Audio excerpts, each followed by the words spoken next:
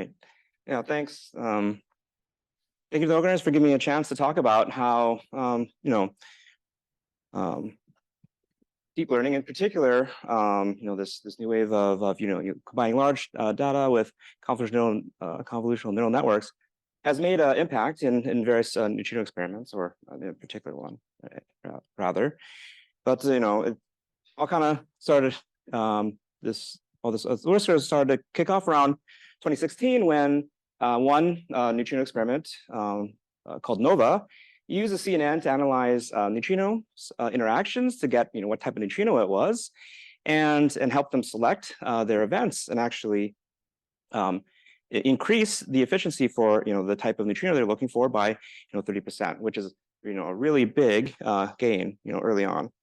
And so obviously spurred by this, and also the natural fit for as you'll see, for using computer vision techniques and for analyzing neutrino data, lots of developments have gone on since then. And I'll talk about those that that have been applied to a different type of detector, a different class of detector known as the liquid argon TPC, which is used in several current and future experiments. And of course, even within this topic itself, this is an incomplete survey and with a strong bias for the topics that I've worked on, right? But beyond that, other experiments in neutrino physics as well have been hard at work at this, applying these methods as well. Okay, but all right. So before I get in and I'll talk about how we've been applying machine learning, just want to quickly take a step back and just quickly motivate why look for neutrinos with these techniques. So measurements at the start of the millennium provided evidence, for non-zero, importantly non-zero, but very, very small neutrino mass. It seems that the mass of neutrinos good 7 to 10 orders of magnitude smaller than the other particles, right? And it turns out it's possible that the neutrino might get its mass in a different way from all the other particles, right? And if we can find a way that we can find evidence for maybe how that mechanism occurs, and if it's different from the other particles, and if that maybe informs us if the neutrino might be different in other particles in very important ways, the hope is that by studying neutrinos as precisely as possible in their behavior, we can hopefully find some cracks that can help point us to new physics beyond the standard model, which so far has been very stubbornly accurate. So. Right. So So in terms of actually going out and then studying neutrinos, we want to look for them, and naturally the properties dictate how you do that, just like any other particle. So first of all, the neutrino interacts only by the weak force, well also gravity, but for our purposes only by the weak force, which means that finding neutrino interactions means searching for a relatively rare process within your data set. Not only that, you have to be able to generate enough of these raw processes to do any kind of science. So you need an intense source of neutrinos and a very large detector typically.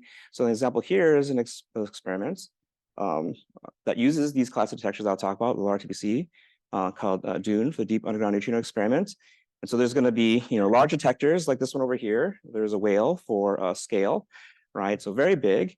But not only that, in the end, DUNE hopes to run 4 of these, all buried underneath inside of an old gold mine in South Dakota, right? So very, very big detectors, and of course a very intense neutrino beam pointed at this experiment of these detectors.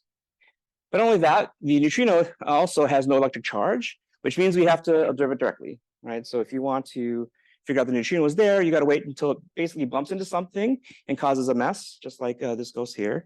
And so in order to learn as much as we can about the neutrino, we really need to maximize the information, that we get out of our data, and also we need, detectors that can really give us, a good picture of all of the fragments that come out of, whatever the neutrino did. Okay, so that brings us to the LArTPC, which balances both position and energy resolution, as a fairly good position and energy resolution, with the scalability that's needed for these large detectors. Essentially, it's what it's trying to do, of course, is to record the trajectories of charged particles that come out of neutrino interactions, again, so that we can study the properties of neutrinos. And the data is naturally very image-like, which makes it a very a natural target for applications of ML, particularly computer vision. So here's a schematic of the detector, and these are some example pictures that come out of it. So I'll just quickly go over how these are made, or how this actually works, right? So you start off with a big vats of liquid argon, so this cryogenic noble gas that's been liquefied, and inside of it, you essentially put a big TPC, a big capacitor. This is known as a time projection chamber. And on one side, you biased it to be, have a very negative potential. On the other side, maybe held at ground. And you have what you want is a neutrino, this represented by this dotted line, to come in and hit a nucleus in your detector and spit out a bunch of charged particles represented by the orange line. And the real TPC, this is the microbeam TPC that was built and has run and has taken data. That's what it looks like from the outside. Okay. Once the charged particles move through the medium, it's going to ionize it. And because we have this electric field in here in this space, all these ionization electrons are going to be pushed towards one end, the anode of our TPC here, where waiting for them will be a bunch of wires. Actually, several, usually 3 wire planes oriented in different angles. And the reasons for this is that these wires are going to help us capture the position of those ionization electrons in the detector. So, for example, if you look at one of these dots here, and imagine imagine drifting over to the wire planes. As it gets close to these wires, they're going to induce some kind of signal on them, and importantly, on the of the different wire planes, it's going to light up one of the wires. And where they intersect is, it determines where this ionization shows up, and these wires here that intersect, those are the ones that will give us a signal, recording that on some ionization drifted past the wire. Right, and so what you get if you just keep watching all the wires in the detector, and you just look at the signal, which is basically voltage over time. There at some point there's going to be you collect signals on these wires due to the ionization drifting past them, and if you just arrange all that recording over time of all the wires, and you arrange the output of all the wires by their position in the detector, you essentially get something. Well, you get an image. Okay, and so you get actually one image for every one of those wire planes, where each wire plane gives you a projection of the 3D trajectories of charged particles that were in the detector. So here's an example of a real event in the microbeam detector, where the neutrino interaction occurs here, and then particles come out. You get these lines, which encode in principle all the 3D directions for all those particles. Okay. So naturally that's very image-like, which means computer vision algorithms operate very well, potentially. But also we have the advantage of simulations that we can take advantage of, which can provide us large quantities of training data and also high-quality labels. So we can make like 100,000, 1 million images and use the simulation to mark up and produce labels wherever we want. And at this stage, right, the simulation has been worked upon enough such that it seems to be sufficient, sufficiently close to the data. So here is an example of, a crop from a simulated image, and this is from the detector. And this is not obviously the same type of interaction, but if you can look at the features and the noise and things like that, it's again sufficiently similar for what we want to do. And what we want to do with these pictures, again, is to parse them and find, all of the individual particles in principle, right? Put those particles together, group them, identify what the particles are, get their momentum, and then use that to calculate some observable for the neutrinos that interacted, such as, for example, how much energy a neutrino had, or depending on what kind of particles were in there, what type of neutrino interacted. Okay. So for reconstruction, right, the typical thing is just to take your raw data, which are these large images, and successively take some steps to basically reduce the size of the data and form representations of what was in the image with increasingly higher level objects or higher level summaries of the data. So for example, you take your raw images, and then from that you find the individual places where maybe ionization occurred. Those are your hits. You put them together to find particles. Particles become interactions, so on and so forth. Right. Well, for when using machine learning, right, it's turned out that you can basically go from the raw data. The machine learning is very good at going from this close to the raw data, the images, the image form, and basically extracts any one of these at different levels of information, and actually bypassing the ones that might come from the lower level representations that came before, right? And that makes sense, right? The whole point of machine learning algorithms is that you can let the network find its own features, basically its own representations for, well, these things or maybe other things, who knows, right? That can let you extract these quantities, right? So for example, that I mentioned this NOVA one where it was trying to look for the type of flavor, that's a very high level idea of, right, that you're looking at the products of the particles that come out of interactions and determining what type of neutrino. Again, yeah, that's a very high level idea, right? That network essentially skipped all this and went directly to something, again, so abstract, but very critical for what we wanted to do in terms of studying the physics of the neutrinos. Yeah. Great, but then, all right, well, wait, if you can do that, right? If you can just get the flavor of the neutrino, folks have also used the CNN to, these algorithms to extract the energy as well, and that's technically enough to do things like measure something called neutrino oscillations. Why bother with all these intermediate outputs, right? Well, I'd argue that there's a few reasons, right? One thing, if you to help accelerate the developments of analyses across the experiment, you can take hopefully produce better quality inputs at these different levels and feed them into downstream algorithms, right? And also, you might worry that some of the higher level ideas like neutrino energy, for example, might depend on some models that go into our simulation that might be quite uncertain, right? While things like, how does the trajectory look, and maybe if you're trying to find parts of a trajectory, that has more to do with, models of how particles propagate through the detector and also how the detector operates, which you relatively would have more confidence in. And maybe you can do things to check. That you can prepare sidebands of the data that have these low-level quantities, right? That you can check that the network behaves the same on the simulation data and on the real data. I just want to note that, of course, the folks at ANOVA also understood these things too, and even though they're going after such a high level quantity, and they had ways to check it on real data because they had sideband data to the form of another detector, where they can check for these things. But that's not always available, including in the experiments that I and my colleagues currently work on. So what kind of intermediate targets would we be interested in, right? So you can take these pixels and instead of trying to find neutrinos right away, you can find the pieces that you can use to try to identify neutrinos with sort of traditional algorithms later on. For example, you can do things like take the pixels and label them for broad classes of particles.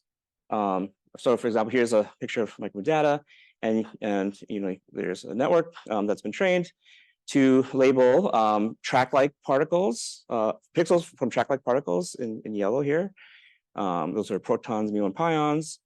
And then in the cyan color, those are labels for shower-like objects, which are these electrons and photons. And basically the reason to do that is that they make very different patterns in the detector. And by using a CNN to give you this low-level output, you can separate them with hopefully high accuracy, and therefore use more simple algorithms, with less heuristics in order to reconstruct those pieces. And in fact, that's what you did using various CNN techniques, including these UNets to be able to make those pixelized predictions, right? To to a sufficiently good degree that it formed the backbone for one of the first physics searches using a liquid argon PPC. What we're trying to do is we're looking for neutrinos, but a particular type of neutrino interaction where electron neutrino interacts and produces one electron and one proton. There's various reasons for why you want to look for an exclusive state. But yeah, so okay, I won't go into that here. But the point is that with that kind of event, just the shower and track pixels are enough to look for it. Basically, if you have good labels, you can do a very simple reconstruction, which is you just look for neighboring shower and track pixel clusters that are sort of attached at one end of their cluster. And maybe you do some heuristics to check that the shower shape looks correct and things like that. But that's basically it using these relatively low level inputs. And indeed, this strategy formed the backbone for this type of analysis, which this is over here, showing kind of what we expected, and we were looking for signs of an anomaly that's sort of under question in the neutrino field for a while. And so what we would have seen, or for estimates of the anomaly in these channels are in red, right? And the one that use this CNN is shown in the box there, right? So, it was successfully used for LArTPC physics analysis. Okay, but you might accurately say that that's probably not using the full power of these methods, and so we've been working on the next generation of these tools, where we're instead of just focusing on these 2D images, we can change our somewhat low-level representation and actually go to the 3D points. So again, right, what we really want are 3D trajectories, but we have these 2D images, these projections. And the reason we want these 3D, if we can get the 3D points back right away in the beginning, it makes things like clustering easier, because when you have projections, particles overlap, which makes it hard. Again, more heuristics that you have to program in to try to identify that situation, right? And it also unlocks additional ways of using an additional source of information in the detector, in this case, light, to help project backgrounds. Right. But the con of trying to do this is that it's not a well-posed problem, because you have 2D projections, you've lost some information in order to do that, which saved you money, but now you have this problem that you have to figure out. And in many cases, if the trajectories are oriented in a certain way, or if there's too many, you get a bunch of degeneracies that, if you try to solve this problem, you get a lot of fake 3D points, which are called ghosts. So here is a reconstruction of 3D energy depositions from the images, and there's a bunch of these blobs which aren't what trajectories in the detector should look like. You should have a bunch of lines, and so those are cases where you have lots of ghost points. And this is even the case after you've tried to overcome some of these degeneracies, this ill-posed problem, by imposing things like a sparsity condition to resolve things, right? But there's still work to be done. And this is where we believe machine learning can help. That's because in the path strategy, what you're trying to do is look for consistency of how much energy does a deposit on a wire at a given time. But we have more information than that when we use the whole images, and that is we can look for correlations of patterns between the different projections, right? And that can help us break some degeneracy. So here's it's basically a CNN that does this, produces 3D points, tells us whether or not a proposed 3D point is true or false, real or ghost, and also helps us by providing us another input, which is an output, which is a key point, okay, which I'll talk about a little bit later. But in terms of determining ghost points, right, we can take those images and we get something like this, which is a bunch of 3D points everywhere, where yellow means the network's very confident that that is a real trajectory point, and then the purple is where it's very confident it's a ghost point or a fake one. And you can see that there's this very terrible looking blob here. This is due to a particular case when the trajectories are oriented in the detector in a certain way and causes these huge degeneracies, right? It's able to ignore a lot of that blob and put somewhat of a straight line through it, which is more in line with what you would expect for, in this case, muons coming from the sky, just barreling down through your detector. And when you look at accuracies in different ways about how well is it, how close is it putting proposed points to the real positions, And it's purity. I mean, efficiency versus rejection of bad points. It seems to be performing sufficiently well. All right, but yeah, as I said, in addition to that, since you have these 3D points, you can have key points as well. And so here we have the network can also produce a score, which helps us find potential locations for like where neutrino interactions occur or where particles start or end. And at least for neutrinos, where we can produce key points that are within 3 wires away from the true key point. That's that metric there. Okay, so that's also helpful. And by combining all these things that I've talked about, 3D points, the different track shower labels, these key points, you can actually start to cluster particles. So this is not a machine learning algorithm, right? But you can take those low-level inputs, right, and start to produce these higher level ones. So if you do this with very simple clustering methods, right, you get clusters of like of decent quality. So here on the right-hand side is a performance plot for electron type particles. They make this pattern here in the image, so you can see this like very branch-like disjointed object. And so for the most part, the clusters here live in completeness. This is like, do we cluster the entire particle's pixels? On the left hand is purity. Are the pixels in the cluster only belonging to that one particle, the particle we're interested in? Right, you can see, so it lives up here. Most clusters live in the upper right-hand corner, but we still make mistakes. There's a lot of low completeness, high purity. That means small fragments because these objects are very disjointed, right, or disconnected. And then there's a bunch of mistakes, all over the place where we kind of didn't collect everything properly, right?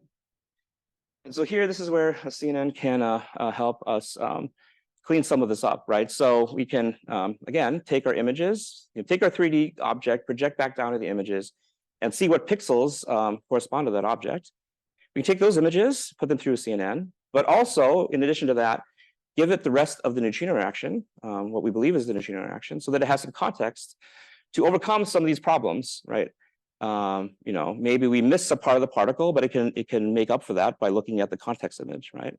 And because we're trying to help the network out by giving this information, we can just also have the network help us out by telling us what it thinks the purity and completeness are, and so that we can use that to judge the quality of our clusters and then start to form neutrino interactions. And these are some performance plots. The accuracies are pretty good. The true and versus predicted completeness and purity scores, which we'll use for analyses, they seem to be, again, sufficiently good. And so indeed, we put all that together for sort of the next generation analysis to try and find electron neutrinos, but this time in a more, more high-level objects and in ways that we can expand to other types of topologies, not just those narrow ones that we looked for at before.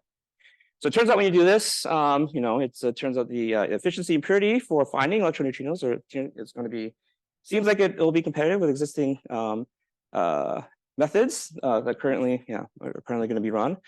And as a benchmark, right, where there's a sample in the experiment that I work on, where you can test it on real data just to verify how things work. And indeed, we find that we find new events that folks haven't seen before. So that's promising. Okay. So yeah, so that picture there, right, was an example of one of the events that we saw.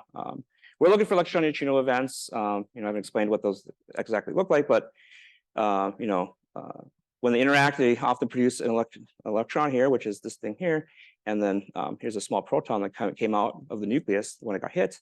And there's these long lines, which are muons coming from the sky. And actually, we think the reason that we were able to find this is because we were able to, because with 3D and things like that, we were able to overcome problems of projections like that, right?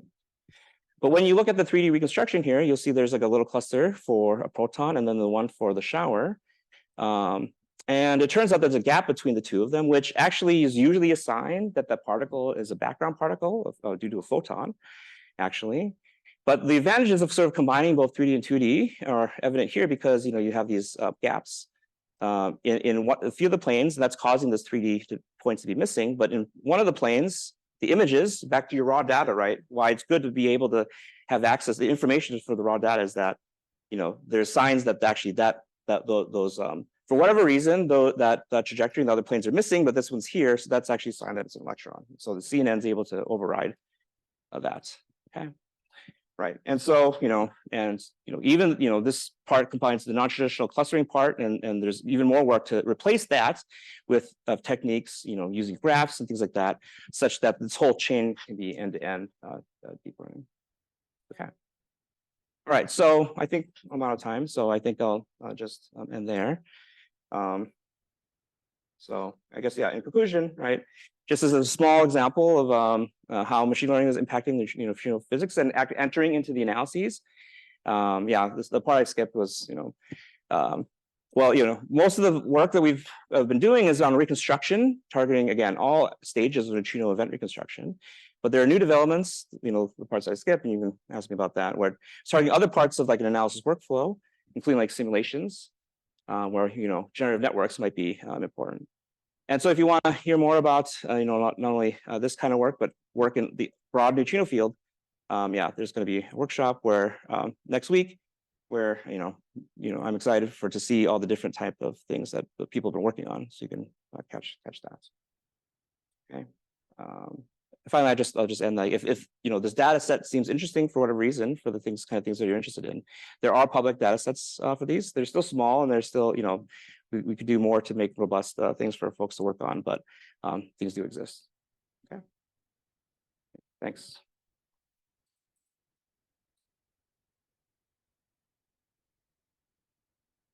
Questions?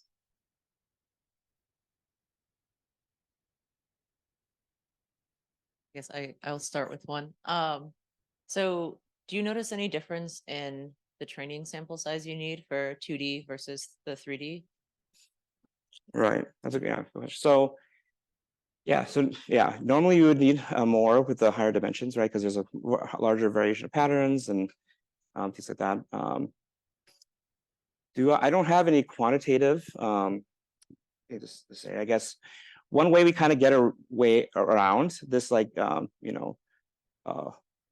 expansion of the data size is we actually use sparse convolutions sort of to help with in terms of data set size, right? But in terms of actually putting just one event onto a GPU and training, right? Stuff like that helps mitigate the problems that come from increasing expansion. So again, our efforts for training 3D are a little nascent, so we don't have such comparisons. But another way we're trying to hopefully mitigate that issue is that we can impose equivariance on the 3D network, such that we don't have to see as many patterns, and hopefully get around what in case it turns out that going to 3D requires more examples. Yeah, a question in the back.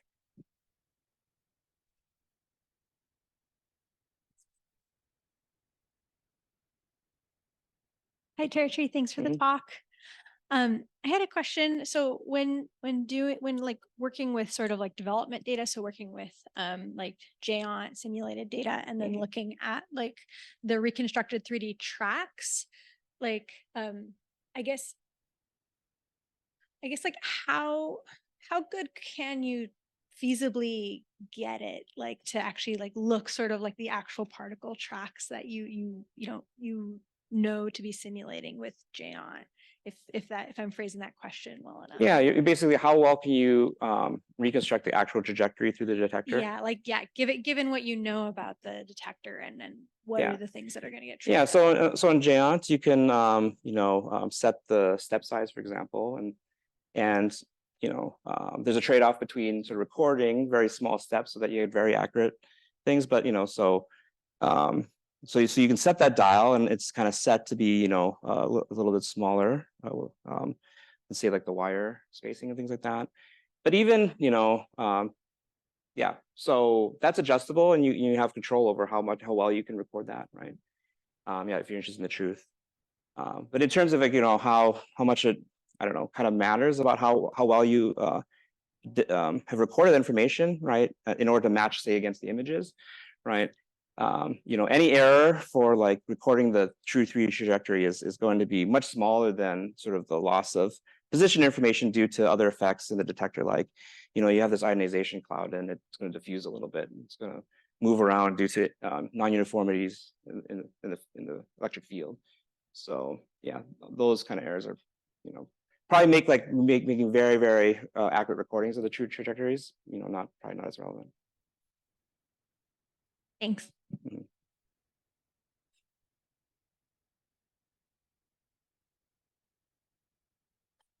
All right.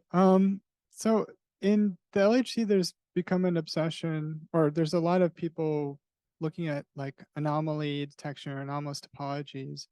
I think neutrinos, it's maybe even easier in some sense to kind of classify anomaly, anomalous events. And I was wondering how much effort's there been in this direction. Yeah, no, that's actually a thing that we've started this summer because, in addition to, like I said, the analyses that I've worked on is trying to address some past anomaly and investigate it, and try to explain why it was there.